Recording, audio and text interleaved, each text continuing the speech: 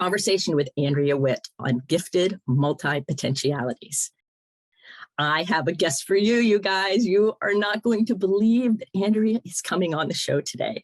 She's with us and she is bringing her giftedness and her multi-potentialite ability. Andrea is an international touring artist. She plays multiple instruments, not in the exact way you would think, not different kinds of drums. I'll let her explain that to you. But she also is into art and fashion, and I don't even know what else. Here's what I know. She was introduced to me by a mutual friend. And the moment I met her, I'm like, oh, she is just amazing in her energy and presence. So I asked her to come on the show, and I'm delighted that she has said yes, take time out of her busy touring schedule to be with us and talk about what it's like living in her body with all of this creativity emerging. So welcome to the show, Andrea. Thank you so much for coming. Thank you so much for having me. I'm so happy you're here, and I have so many questions to start with, but I would like to hear a little bit, or let everybody give them a little bit of backstory of your musical talent and ability. Like, how is it that you play these amazing instruments that you wouldn't necessarily think are in kind of rock and roll bands, but you're in them? And like, how did all of this come about? Because I find it just really fascinating. Well, I started playing classical music when I was 9 in the elementary school orchestra. Started taking private lessons and studying all throughout high school. I went to Interlochen arts camp every summer in high school and did everything, very strict classical training. But in the meantime, I was never really actively listening to classical music. If I had to learn a piece or a concerto, my teacher would be like, okay, you have to listen to this. And so I would only listen to it kind of like as much as I needed to. And then I would go and, I was into the Smashing Pumpkins and Pearl Jam and Nirvana, like the big grunge era. So that was, kind of when I was 13 and like my first introduction to rock and alternative music at that time. So I went on to college, majored in classical music in viola performance. But I was kind of getting a little like burnout with like only playing classical music. And I was just so insanely jealous of all my friends in the jazz program, how they could just improvise and play anything off their head. And I would go to all these shows that all my friends had in like clubs, like after, late nights on the weekends in college. And I was so intrigued, and I'm like, why can't I do this? Like, I don't even know where to start. I don't know, what note to play, what song, like, how are they even like playing the song and making it just sound so much more elaborate? So I signed up for jazz improv class, and that kind of really changed my life in, the styles of music that I decided to do and kind of, push my boundaries. Oh, that is amazing. That's cool. My mom was really into jazz. She's a classical pianist, and she also really introduced me to jazz. And I still love jazz music. It's like, it's soul moving to me. And Yes. It's just, there's something about it. I think it's in my DNA, probably a lot like yours, other than you play it. And I just appreciate it. So you play the viola and the fiddle and a pedal steel guitar. Like, I think that's really cool. And you've played with Deep Purple, one of my favorite bands. And like I told you before we started recording, that when we were racing sailboats when I was in high school, that was the band playing on the boat to get us all hyped up. And we won a lot thanks to that. Oh, cool. So I'm like thinking, oh, wow, how cool is that? So what turned you on to these 3 instruments? And then how did it develop into this international career and touring with some really amazing people and being on Grammy award-winning recordings? There's got to be a bridge. Yeah. So let's see. I started playing viola and then, got into jazz. So that was my first introduction to improvising. Then I started playing fiddle only because I was so pro viola. Like, I was like, a violist can do anything a violinist can. And I was just very like, I'm going to play everything on viola. And I started playing in rock bands in LA on viola. But it wasn't until I got hired to play in Shania Twain's band the music director called me and was like, Andrea, do you play fiddle? I'm assuming you do. And I was like, well, yes, absolutely I do. And I was the next day I went out and I bought my first violin, and I was like, what, maybe 31 at the time. So I hadn't even owned a violin until that age. I started going to like bluegrass jams, which I completely fell on my face. And I was trying to immerse myself in that style of music before the first rehearsal with Shania and the whole band. So that I started taking lessons with a fiddle player in Los Angeles, and just started transcribing a bunch of stuff. So it's a completely different way of improvising than jazz. So it did take me a second. I felt more comfortable in jazz and like a little bit of the rock scene, but then playing bluegrass style licks, like it was a total different, like, bowing and technique approach to the instrument. So fiddle playing came out of Shania Twain's band. But then during the first couple rehearsals with Shania, there was a pedal steel player in the band. And I had never seen that instrument in person. And I was just like so intrigued with it. I would sit there and I'd be, like playing my parts that I had learned, but all I would be doing was like watching the pedal steel player. And I was obsessed. And we were, we had this Vegas residency. So we were in Vegas for like 3 months, the first run. And I decided I bought a pedal steel off of eBay. I had it sent to my room, my hotel room in Las Vegas, because we were kind of, hanging out in the same room for 3 months.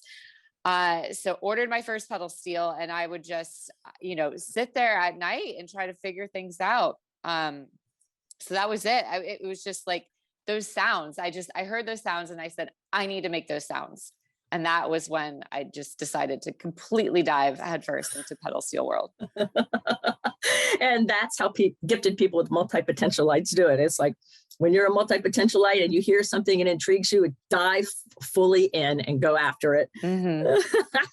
And that's it in real life. And so I just find that combination of instruments really fascinating and fun. I mean, it's really fun, and so it kind of goes with your personality. And then you also do a lot of art and fashion. Mm-hmm. And so how did the art and fashion come in? Okay, so you started playing music when you were 9, and then, we got that. Now, where did the art and fashion, or was it going along the same line, or how did that It was work? always going along the same line. Yeah. I mean, before I started playing music, I thought I was going to be a visual artist. Like, in elementary school, you have the day where you dress up as like what you want to be when you grow up. And I would always dress up. I'd put on a little beret and have like a hat, like a shirt with like just splattered paint all over it. And I just wanted to be an artist, a painter. And that was it forever. So, I was drawing, every day of my life since I was like 18 months old. My mom said she'd just hand me like a pen and paper, and I would just be totally happy and content, my own little world drawing. So that has always just been an interest for me. And I've always done it alongside of music. And I double majored for a second in college in drawing and painting and music. And I just realized how insane that was. Like, it was just too much. It would be like 2 a.m. in the art studio or 3 a.m. in the music studio, like practicing painting. It was just, it was a lot. So I decided I would always keep my painting going on the side while I pursued a music degree. So at first I didn't want to choose, what my degree was going to be in, but then I was like, you should really focus on one thing and just graduate and then get out into the world. And then fashion, it kind of came from my grandmother on my mom's side. She would take me shopping all the time when I was younger and just buy me like matching socks, matching headband, matching shoes. Everything was just like this perfect little outfit. And growing up, my mom said on like the parent teacher conference days, the teachers would pull her aside and be like, your daughter is the best dressed student I've ever had. And it was just all because of my grandmother, like just going out and like spoiling her grandchildren. So from that, I just, I loved clothes. It was like this bonding experience I had with my grandmother. And I've just always been obsessed with fashion and, vintage clothing and anything really. Oh, that's really fun. And so you brought up a really good point about priorities and timing of things. So here you Mm. are loving visual arts and painting, but also really loving music. And what you did was a really amazing thing by saying, okay, doing both of them at the same time isn't going to work, but I'm not really going to let them go. I'm just going to pick one for the degree, but keep the other one alive. And that's what people with multi-potential situations have to do, because if we try to do it all at once, we can create a crisis in our life, right? Like too many things, like you said, like, Oh, no, yeah. we're not going to stay up 24/7. That's not how that's going to work. And so that's a really good example of like just regular life, going through life and making that decision naturally. Okay, they're both a priority, but what's going to lead it in school for the degree? And then how is my other creative part of me going to still emerge in a really useful kind of fun way? So I really love how you shared like that, because I get a lot of people who ask me like, I want to do all of it and I can't do it all at once. And they burn themselves out and they Oh, get all yeah. stressed out. I'm like, well, you don't have to do it all at once. You have lots of time for different iterations, different ways for it to show up in other creative ways. So I'm really glad you shared that. So you have a clothing line now, right? I do. It's just something really small. I did like a little test run of about 100 dresses, 2 styles, 2 different fabrics, and so it equals 4 dresses. Really small run. I had them all made in downtown LA. I wanted everything to be made locally, and not outsourced. So yeah, it's just the first little kind of experiment. I have another design. I actually for some flare pants that I hand drew the print for them, so that those are hopefully coming, this year. It's been kind of put on the back burner. I have so many projects, and I actually, like COVID, staying at home, I've realized how grateful I am to be able to work on these projects and finish them. So all these things, these ideas, and I've just, things that I just barely started, I'm actually like finishing them. So that's it's been a really, really great thing about staying at home. How has COVID affected your creativity? And you're used to touring all around the world, and of course that stopped. But now you're home, and now you just said it, you're able to finish all these little creative ideas that are coming through. You're able to like look at them and bring them forward in a way that really works. How cool is that? So cool. And I have more time for painting, and I kind of put my blog on the back burner for a second. I was still doing some fashion shoots and stuff, but I was focusing on like really just music for a while, and going in and out and doing a bunch of shows. I wasn't doing an international tour with Zucchero in 2019, but I had another project with a duo I have, and Katie and Andrea, and we were kind of just going in and out, and I didn't really allow myself enough time for my own painting, and there just really wasn't much time. So being at home, like I've gotten back into oil painting, really getting into more design work, getting into more graphic design on my iPad using Procreate, which is like so incredible to be able to like crank out a design and just email it to someone and not have to get it scanned. And it just eliminates so many steps, and the process is a lot quicker. On my own music, I've been doing my own music videos and like my own solo instrumental pedal steel songs and covers, and I have just like literally a laundry list of like what what the next project, the next recording, who I'm collaborating with. It'll take me till like this time next year before I finish them all. Well, there'll be more added, so you'll be like 900 years old by the time you get to the end, right? I just keep on going and going and going and going. So have you ever had time in your life where people didn't understand you, where you kind of felt like maybe you were different than all the people around you? Or have you mostly been around really great people that are gifted in the way you are? Yeah, I mostly have been around. I'm very fortunate that my family sent me to Interlochen Arts Camp in high school. And that's really when it was like after my sophomore year in high school, it's like I found my people.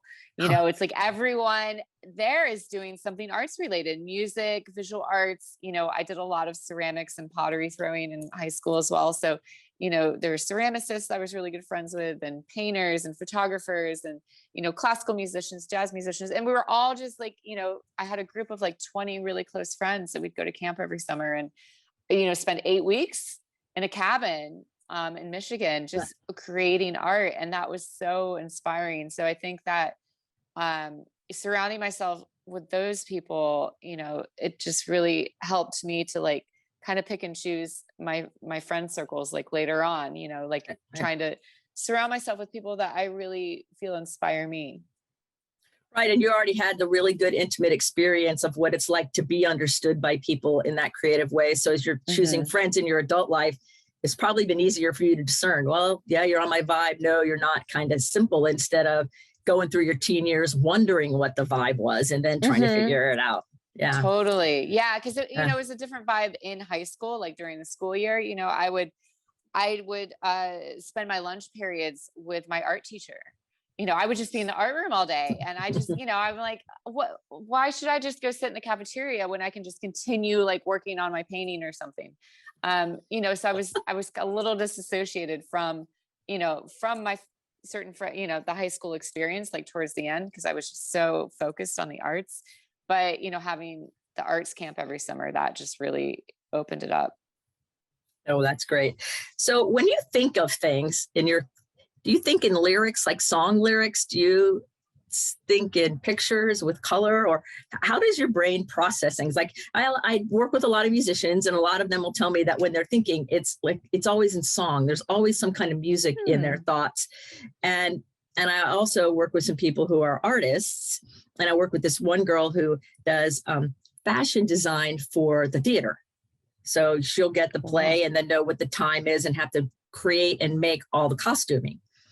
And so she sees everything by texture and color. And so I'm curious, how does your brain do it? Wow, that's a great question.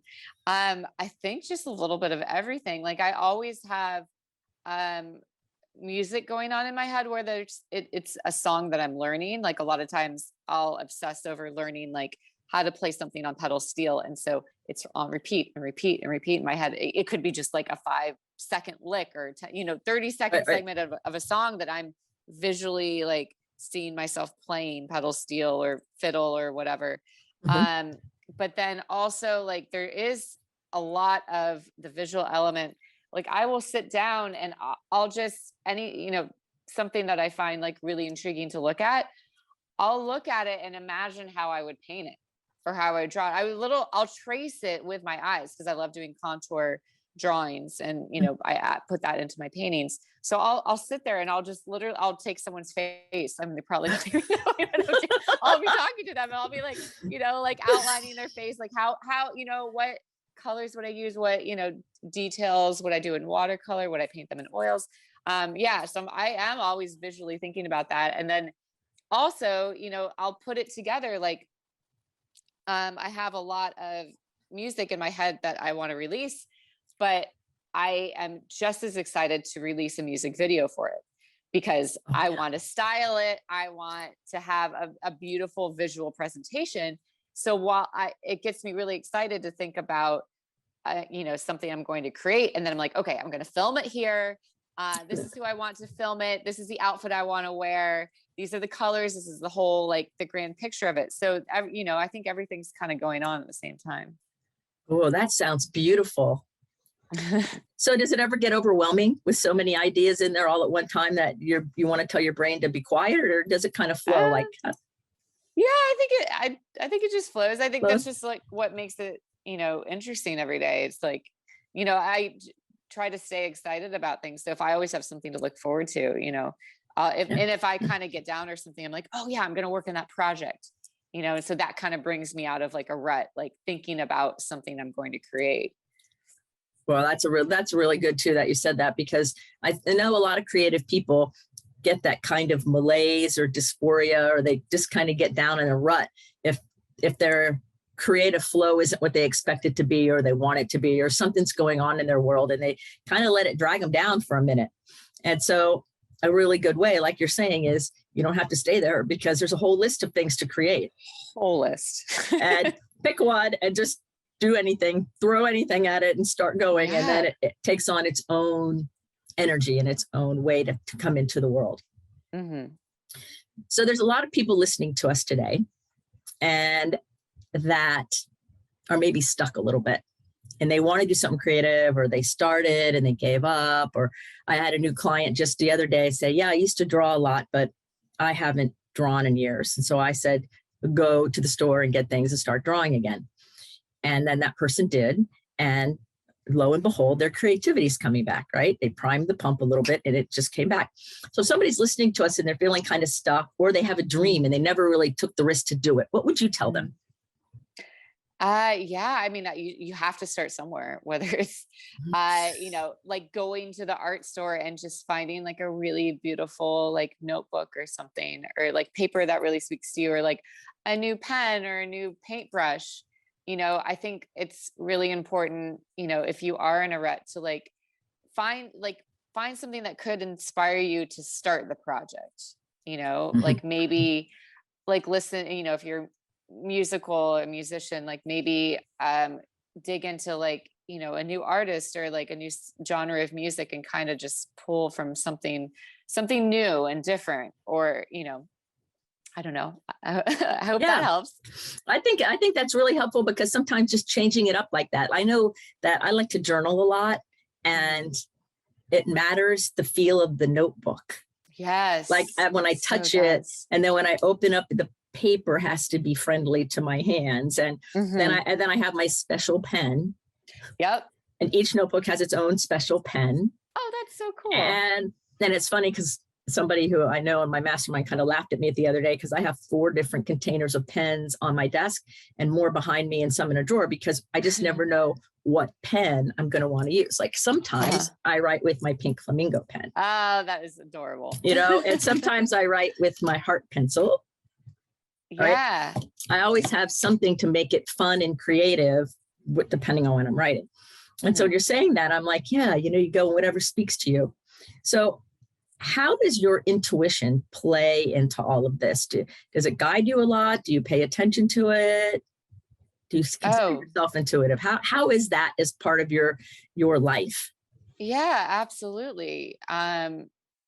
I'll definitely go with my intuition on things. And I mean, whatever I think is, whatever I get excited about or whatever inspires me, I'll go with it, because I don't want anything to be forced, and just someone saying you should do this and you should do that. Well, maybe it's a good idea. And if I'm like, oh, well, that's cool. If that inspires me, then I'll go for it. But if I hear something like, I'm not sure, I'll just always kind of just listen to my inner guide. And I think the important thing is not to do something for like the sole purpose of like making money or being successful. Like, when I started playing pedal steel, it's actually turned out to be like such a wonderful part of my career, and is bringing me a lot more work and a lot more success, and is, it's part of my identity now. And when I heard that instrument, I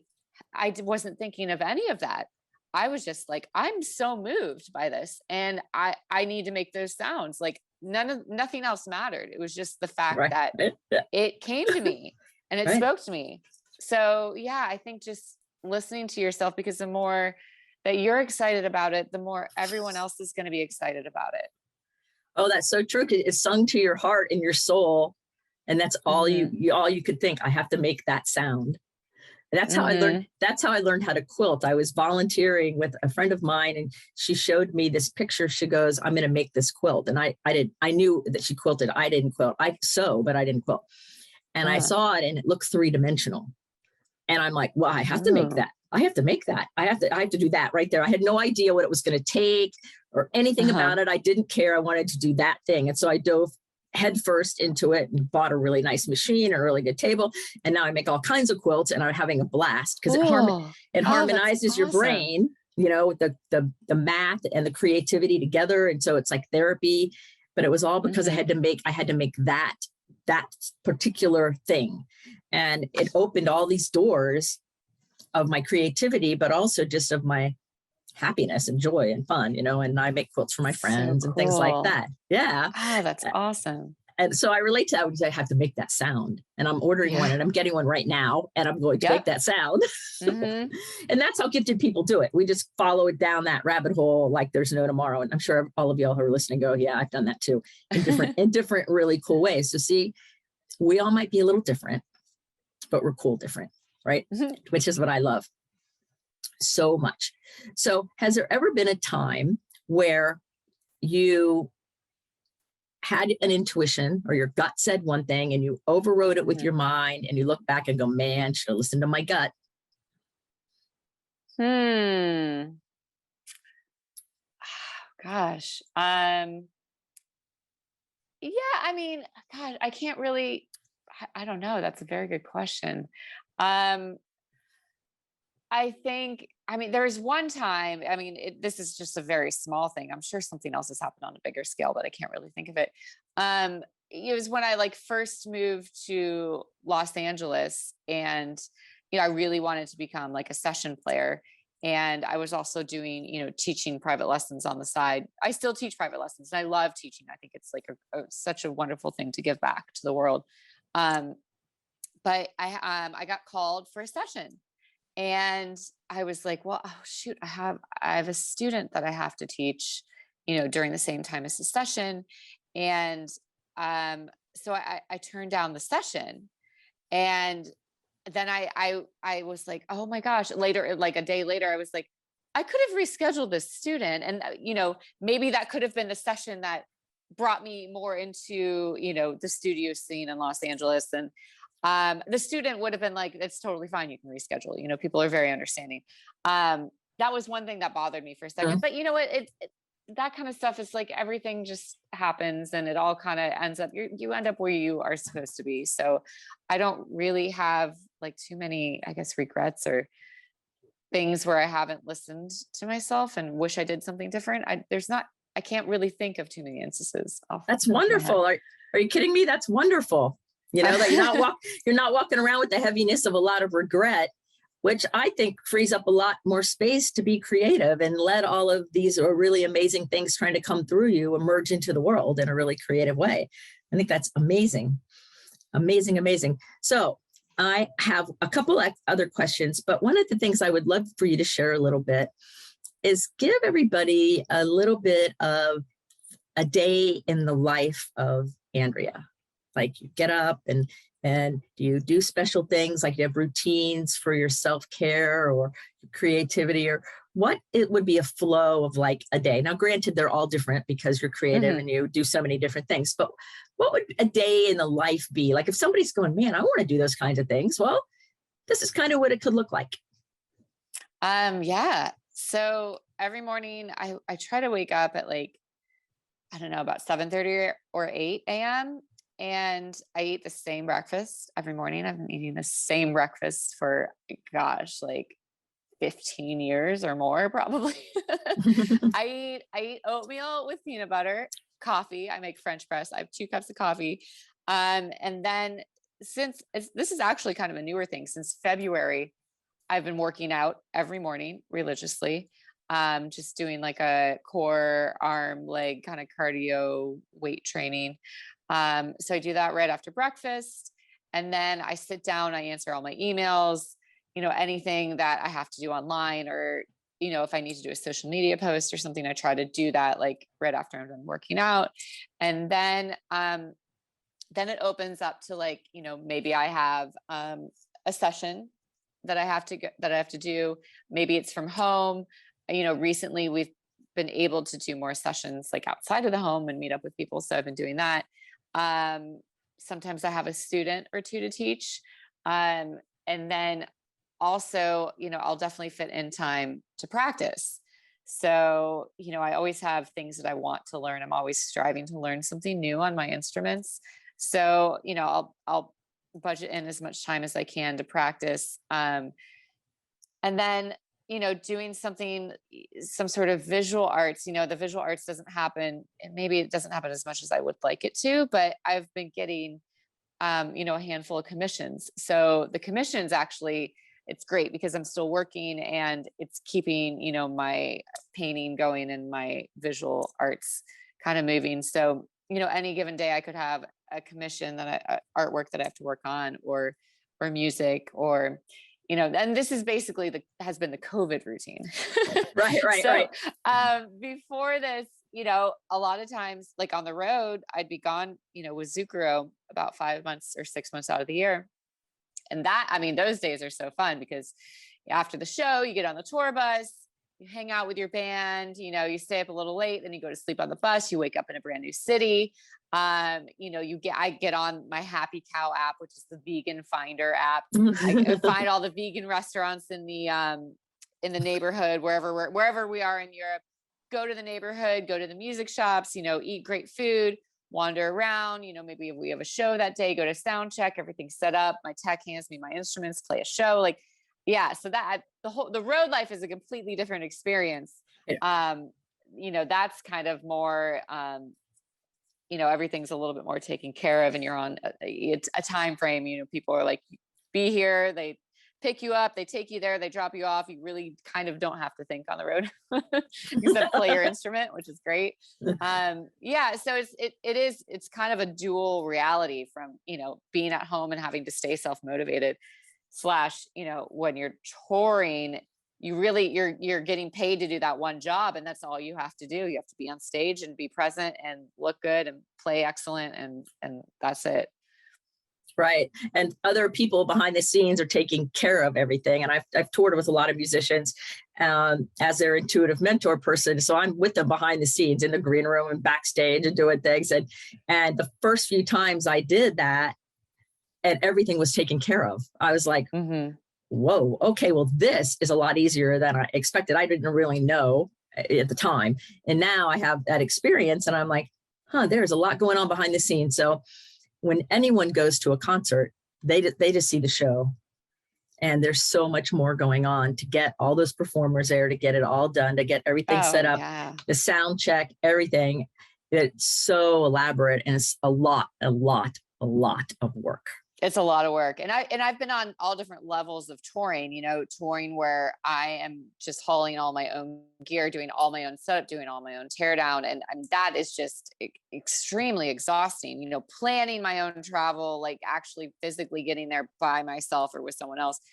Or, a level where, we're flying business class and, the hotel rooms, everything's planned, they have my certain dietary restrictions, all the meals are taken care of, you're handed per diem, go have fun, go explore the city. So, yeah, and I, from doing all different levels of touring, I totally appreciate, when there's a whole team behind the production, and making it happen and making it easier for the artist, because then we can do our job better. Right. It takes a lot of that extra stress and exhaustion. So then the gift comes through even stronger. Even stronger. So, right. Yeah.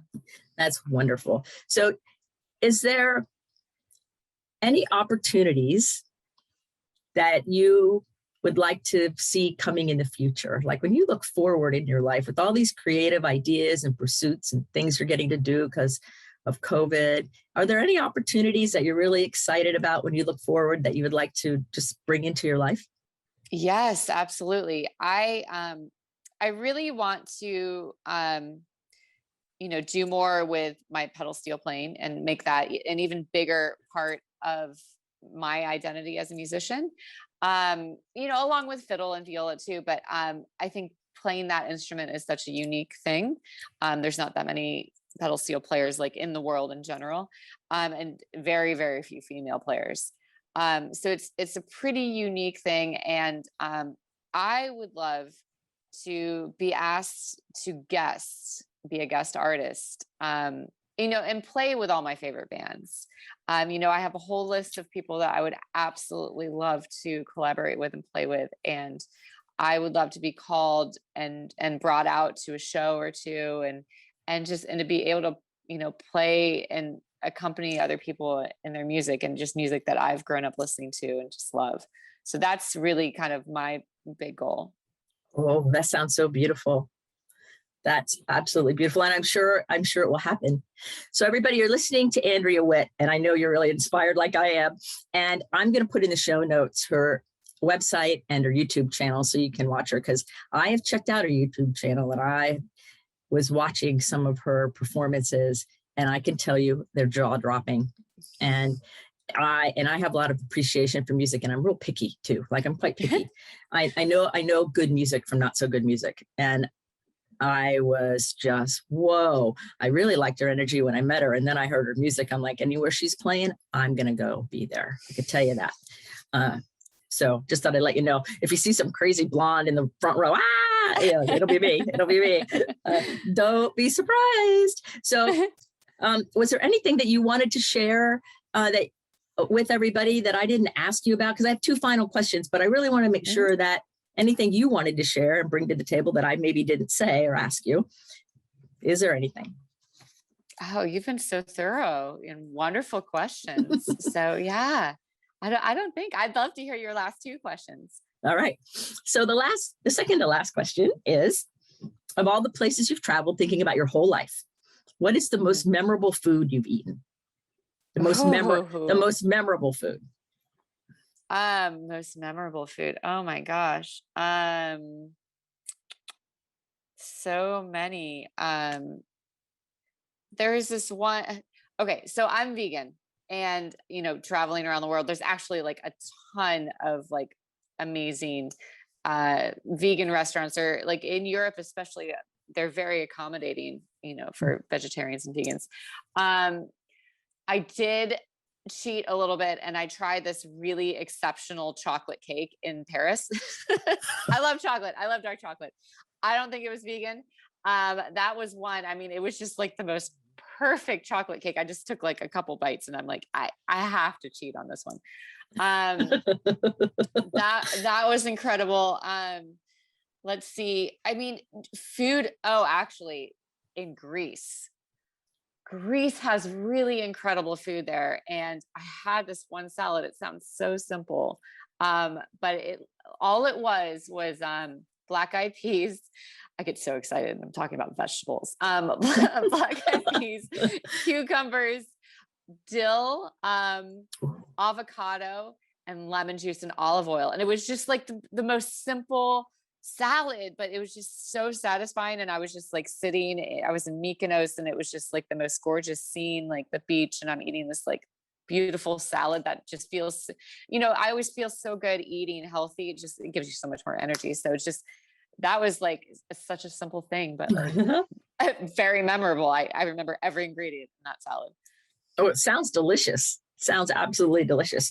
So there you go. Two favorite foods. Now the final question that I love to ask, especially for people who've been all around the world, because I think there's always these interesting experiences to draw from. And the question is this: we're going to create a billboard that the whole world is going to see with Andrea Whitt's quote on it. What do you want the whole world to see as they travel by on this billboard from you? Oh, I don't have like a list of quotes in my head. I feel like it should be the time I should start remembering quotes. It can be something that you say to yourself. It doesn't have to be a famous quote. It can just be like, what would you like the world to see, or from you to the world? Let's see. Maybe just believe in yourself. Beautiful. Really? Yeah. Maybe beautiful. That's it. Okay. That's beautiful. That's beautiful, because think about how many people don't believe in themselves, or they have a lot of doubt, and then they end up with regret. And you just spent all this time speaking about how you've been able to use your intuition and follow your creative genius and let your multi-potentialities work together in your favor. So that's a beautiful one. Believe in yourself. See? Perfect. I love it. Oh, well, you brought that out in me, Diane. Thank you. All right. That's beautiful. That's beautiful. So I want to thank you for being on the show and taking time out of your life to share with us. I'm totally inspired by you, the woman, by you, the performer and the artist and the creative genius. And it's people like you living your passion that I think make this world a better place. So thank you for sharing that with us on the show. And I'm so glad you're in my life. Thank you so much. Right back at you, Diane. Thank you so much. All right, and everybody, you've been listening to Andrea Whitt. All of her contact information and her bio are in the show notes, so let her know you heard her here.